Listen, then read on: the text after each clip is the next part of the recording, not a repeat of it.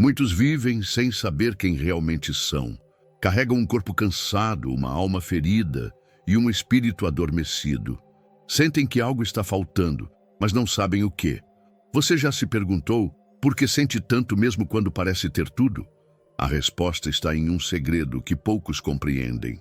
Um mistério escondido nas Escrituras e ignorado por muitas igrejas. Hoje, você vai descobrir o que a Bíblia realmente revela sobre as 3 dimensões do ser humano. E quando entender isso, nada mais será como antes. Algumas perguntas ecoam no coração humano desde os tempos mais antigos. Quem sou eu realmente? O que acontece após a morte? Há algo além do corpo que carrego? Segundo a Bíblia, a existência humana é composta por 3 dimensões sagradas: corpo, alma e espírito. Cada uma delas é uma expressão viva da essência vital dada por Deus. Ignorar essa trindade interna é como tentar ouvir a voz de Deus com os ouvidos tapados. Nossa relação com Deus depende do entendimento dessa estrutura oculta. Quando o apóstolo Paulo escreveu aos Tessalonicenses, ele revelou um mistério espiritual com precisão divina. E o mesmo Deus de paz vos santifique em tudo, e todo o vosso espírito, alma e corpo sejam conservados irrepreensíveis. 1 Tessalonicenses 5:23. Essa divisão não é poética, é profética. Revela que não somos apenas matéria, nem apenas emoção. Somos um templo tripartido em busca de conexão com o céu.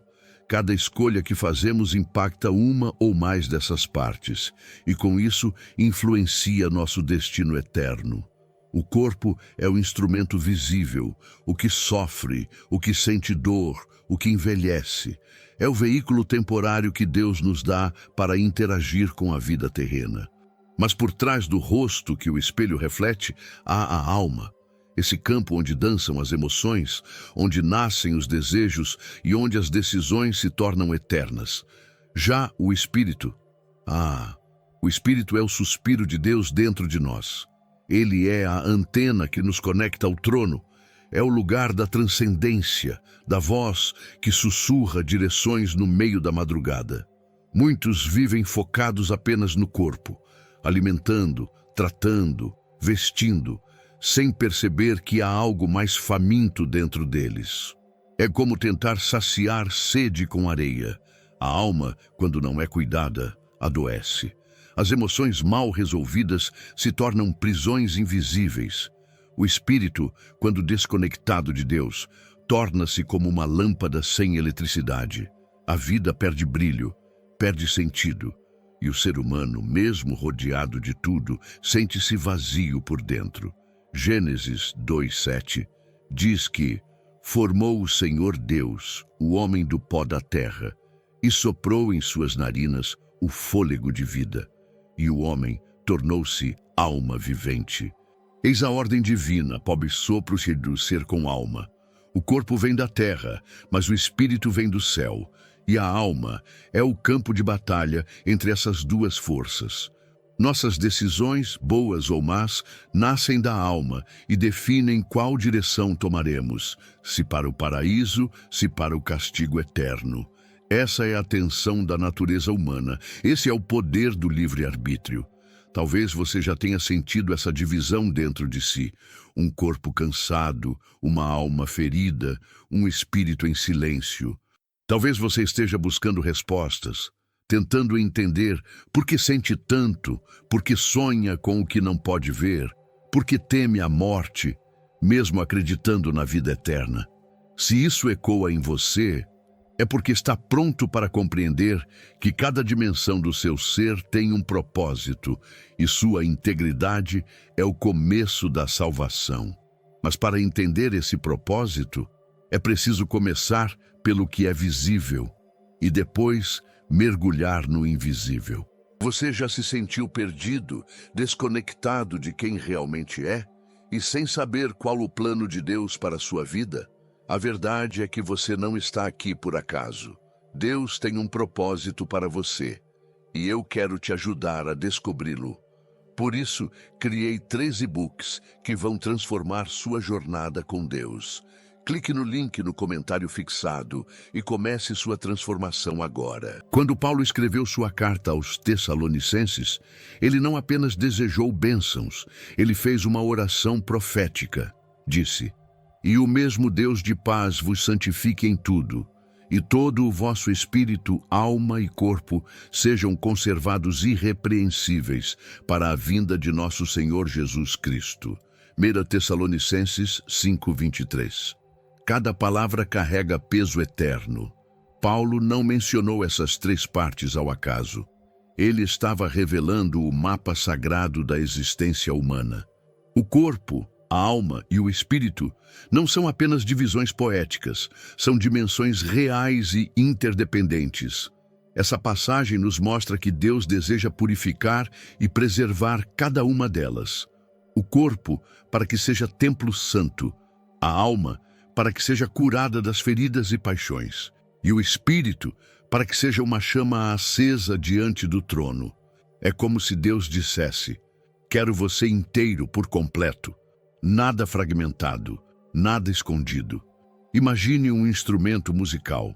Se uma das cordas estiver desafinada, toda a melodia será prejudicada. Assim é com as dimensões do ser humano. Muitos tentam buscar Deus apenas com a mente, outros apenas com sentimentos. Mas a plenitude só vem quando há santificação integral. Esse versículo é um chamado urgente à integridade espiritual.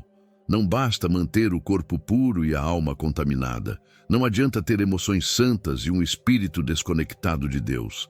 Há pessoas que oram com sinceridade, mas sentem um vazio. Por quê?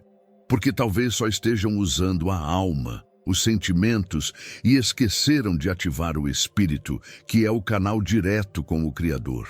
Outras cuidam do corpo, seguem regras religiosas, mas não limpam a alma do rancor, da mágoa, da culpa.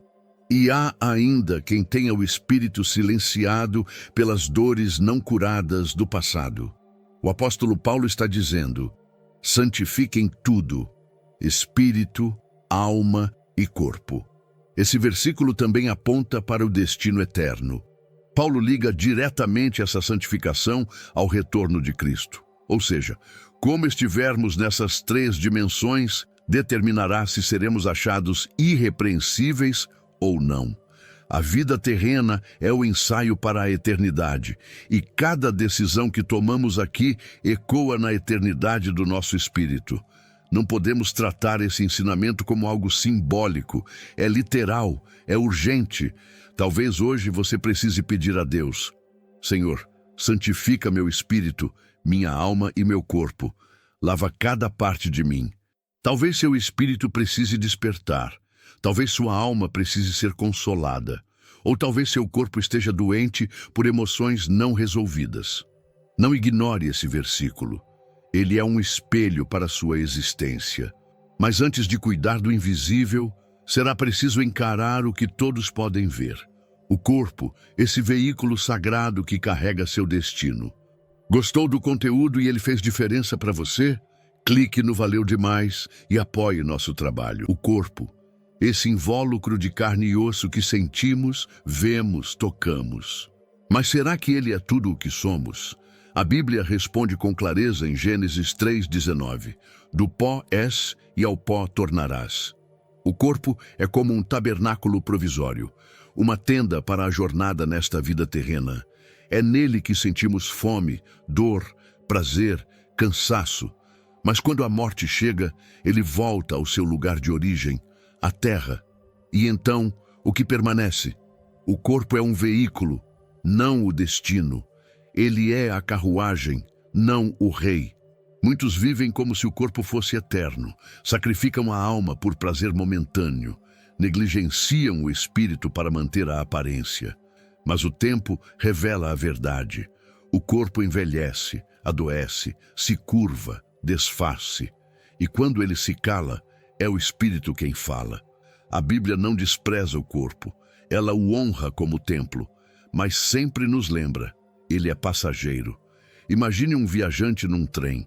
Ele pode admirar a paisagem, conversar com outros passageiros, até descansar. Mas sabe que aquilo é apenas uma parte do trajeto. O corpo é esse trem. Ele nos permite viver, servir, amar, mas não é eterno.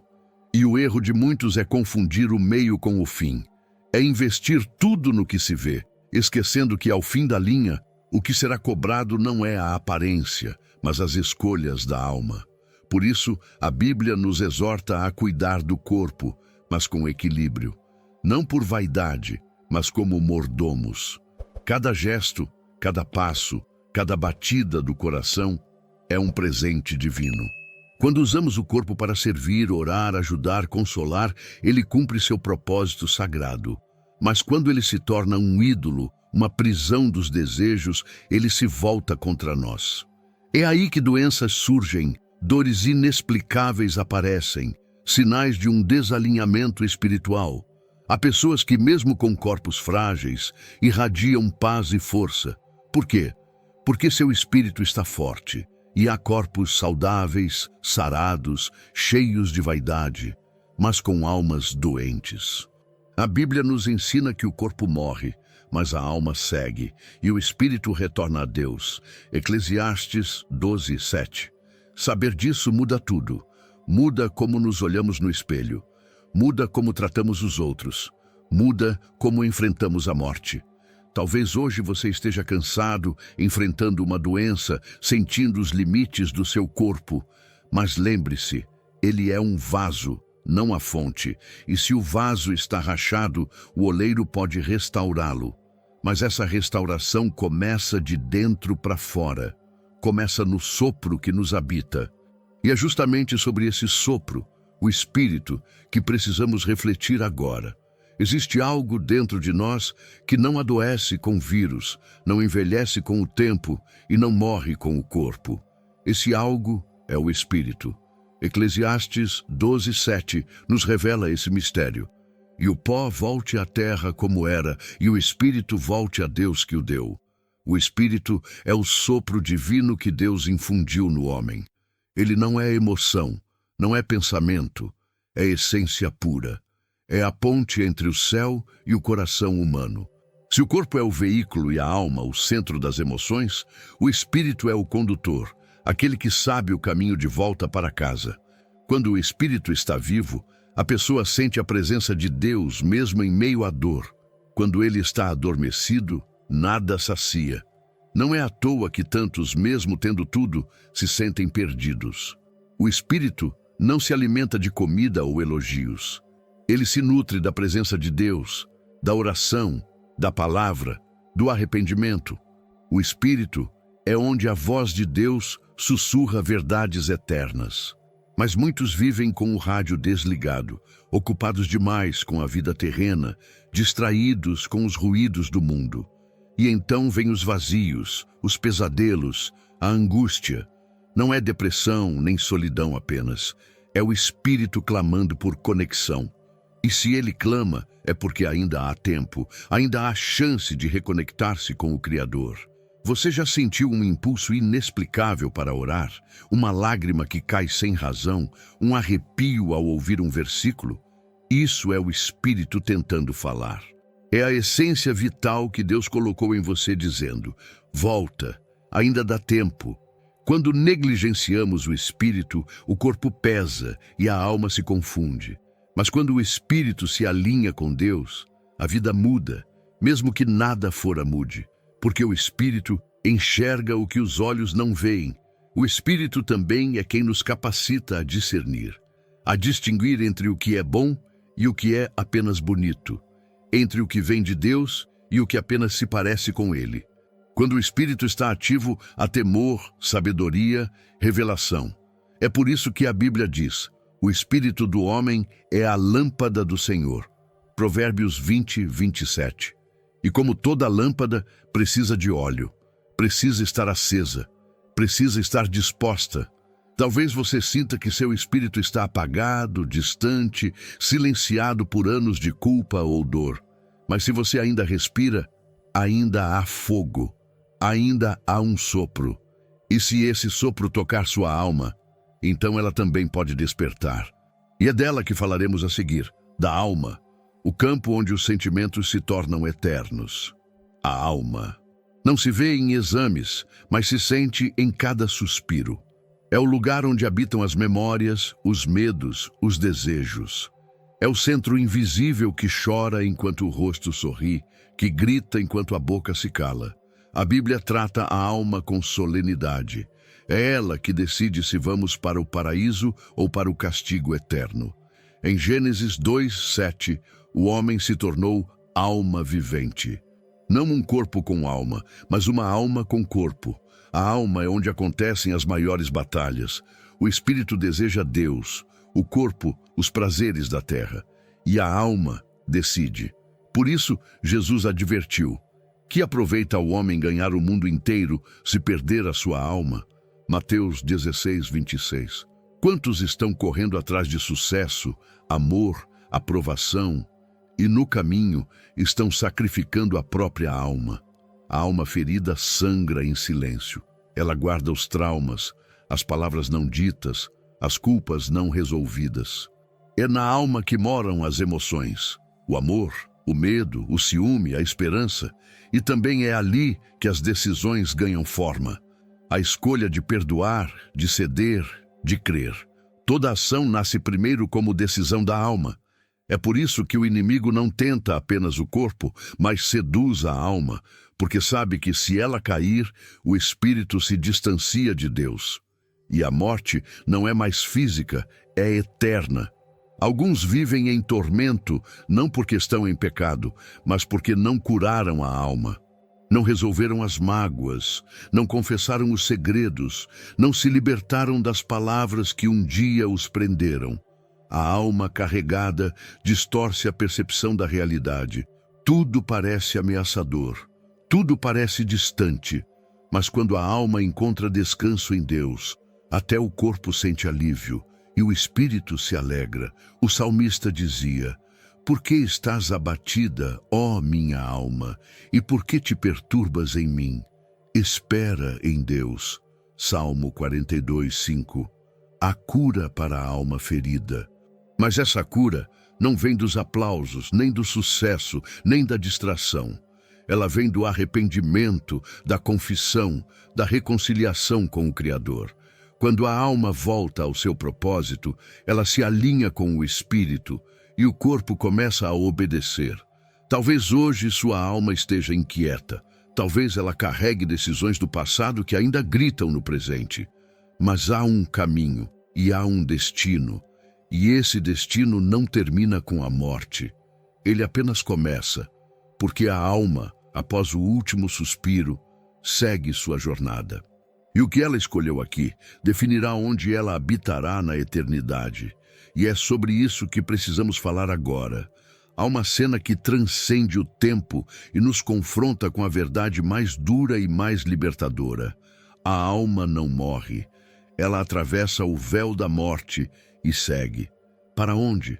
A resposta não é mística, é bíblica. Em Lucas 16, 22, 23, Jesus narra a parábola de Lázaro e o rico. Dois homens, dois destinos, ambos morrem. O corpo de ambos volta ao pó, mas suas almas seguem caminhos opostos. Um vai ao consolo, outro ao tormento. Essa história não é um conto simbólico, é uma revelação direta da vida após a morte. Lázaro, pobre e desprezado na vida terrena, é recebido no seio de Abraão. O rico, envolto em luxo e egoísmo, clama por uma gota d'água no meio do tormento. Não há metáfora aqui, há destino. E o destino é decidido pelas escolhas feitas enquanto a alma ainda habita o corpo, porque depois não há mais retorno. Esse ensino de Cristo rompe com a ilusão de que todos terão o mesmo fim. Ele mostra que o julgamento é real, que existe um paraíso, sim, de consolo eterno, mas também um lugar de castigo, onde a ausência de Deus se torna o maior dos tormentos. A alma que viveu afastada da luz, ali, só encontrará sombras. A alma que ignorou o chamado, ali, só ouvirá o silêncio eterno. Não por crueldade divina, mas por consequência das decisões humanas. Mateus 25:46 confirma essa dualidade. E irão estes para o castigo eterno, porém os justos para a vida eterna. Aqui não há meio termo. Ou a alma está em comunhão com Deus, ou está em separação eterna. O livre-arbítrio é respeitado até o último instante. Deus não envia ninguém ao inferno. As pessoas escolhem ir ao rejeitar o caminho da salvação. A graça está disponível, mas não será imposta. Talvez você conheça alguém que partiu e fique se perguntando, onde está agora? Essa dúvida é um eco da eternidade dentro de nós e deve nos despertar, porque o tempo da decisão é hoje. A vida terrena é breve, como um sopro, e tudo o que fizermos aqui, cada gesto de amor, cada arrependimento sincero, cada entrega real, está moldando o destino eterno da nossa alma. O que você sente agora pode ser o Espírito Santo te alertando. Talvez sua alma esteja em uma encruzilhada, e este seja o momento de redirecionar o caminho, porque há um lugar preparado, um paraíso onde não há mais lágrimas, mas também há um aviso, e ele não pode ser ignorado, porque no próximo instante a alma poderá ser chamada, e só haverá dois caminhos possíveis. Cada decisão que tomamos nesta vida carrega um peso que ultrapassa o tempo. A Bíblia afirma com autoridade em Mateus 25:46, e irão estes para o castigo eterno, porém os justos para a vida eterna. O que parece ser apenas uma escolha cotidiana, perdoar ou guardar mágoa, agir com justiça ou se omitir, torna-se uma expressão direta da alma diante do julgamento divino. A vida terrena é, na verdade, o campo de provas para o destino eterno. Deus não é indiferente às nossas decisões. Ele observa os caminhos que escolhemos e revela, através das Escrituras, que a justiça eterna não ignora a liberdade humana. Cada passo que damos em direção ao bem ou ao mal é uma declaração espiritual.